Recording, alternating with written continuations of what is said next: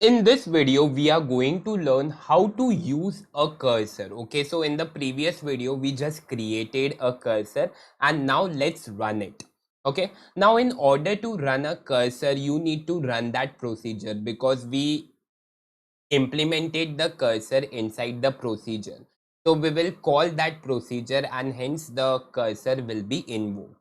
But there is one thing to note. Actually, PHP MyAdmin has a bug, or I don't know really it is a bug or what. But here we get an error if we try to call a procedure. Okay, so what I will do, I won't be executing this inside the PHP MyAdmin. What I will do, I will first go to command prompt. Okay, we will run it in the terminal. Okay, through command line client. Now I know that I haven't taught you how to use MySQL as a command line client if you have PHP MyAdmin. Okay, in if you have XAMPP. So what you can do, you first have to go to the command prompt. Okay, I will just okay. What I will do is I will just zoom it. Okay. Now you need to go to the location where your MySQL is located. So what I will do is I will just show you. I will go to file manager, and in my case XAMPP is installed in C directory. Okay, so here we have a folder XAMPP. Inside this folder we have a folder called MySQL. So you just have to go there, and inside this folder we have a folder called bin. So this is the path that you need to keep in mind. XAMPP, inside that we have folder MySQL, then bin.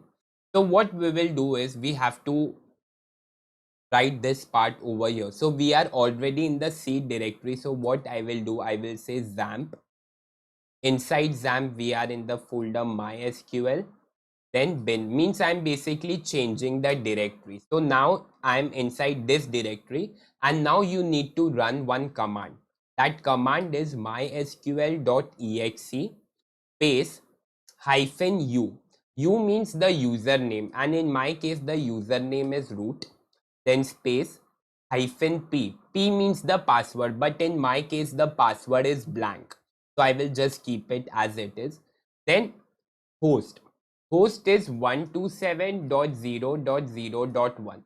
You can even see the host here as well. See here there is the server is 127.0.0.1. Okay, so that is the host, local host basically. So this is the command that you need to execute in order to access the database and to fire queries using the command line. So I'll just do that. Password is blank, so I will just click enter. And as you all can see, now I can run my queries through the command line client. Earlier we were just using MyAdmin, but if you want to work with command line, this is the way you can.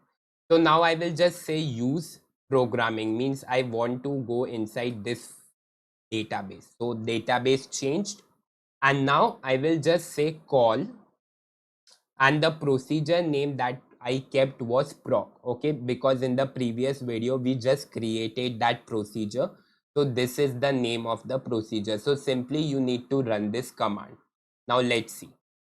And the delimiter is semicolon.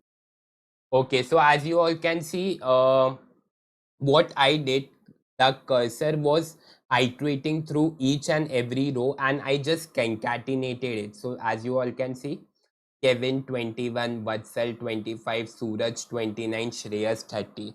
So this is what I did. I just stored those values inside variables and I just printed out those variables. So this is how the concept of cursor works. Okay, I will even show you the code. Okay, in case if you don't remember, I will just go here, and this is the code for it. We actually did this. We created this procedure. Inside this, we first declared this server, then we opened it, we worked with loops and all. Okay, so here I was just concatenating. Selecting means I'm just printing out the value that is stored inside this variable and this, and I'm just concatenating the both with a hyphen. So here, as you all can see, Kevin hyphen 21. Okay, so this is the way you can use a cursor. Okay, so in this way you can create a cursor, and Just you need to run a command call and followed by the name of the procedure, so you can use it. So this is all for today's video, and in the next video we will learn how to use a cursor in PHP. Thank you.